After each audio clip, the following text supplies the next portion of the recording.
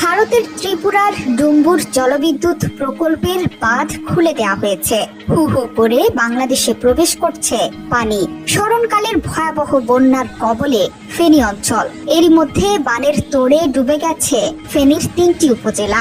পানির নিচে ফুলগাজী, পরশুরাম, ছাগলনাইয়ার শতাধিক গ্রাম। একই সাথে টানা বর্ষণ এবং ত্রিপুরার বাঁধ খুলে যাওয়ায় মুহুরী, কহুয়া, সিলোনিয়া নদীর বন্যা নিয়ন্ত্রণ বাঁধের ভাঙা অংশ দিয়ে লোকালয়ে প্রবেশ করছে পানি। স্থানীয়রা বলছেন, এমন বন্যা আগে কখনো দেখেননি তারা। আমাদের এলাকায় এই পরিমাণ পানি আর জীবনে কখনো দেখি নাই। রাস্তাঘাট, বাড়িঘর সব ডুবে গেছে। আরে বাবা, তো পানি সবসময় উঠে, আমরা তো জানি না এরকম পানি উঠবো। পরে মালটা আমরা কিছু বাড়ি করতে পারছি না, সব পানি চলে। এখন আমরা কই থাকবো, কি করবো, জাগা থাকতেছি। পানি আসবো না, এরকম পানি তো সবসময় এরকম পানি আর কোনোদিন আসবো না। এই কারণে আমরা কিছু বার করি না, শুধু আমাদের ছেলে মেয়ে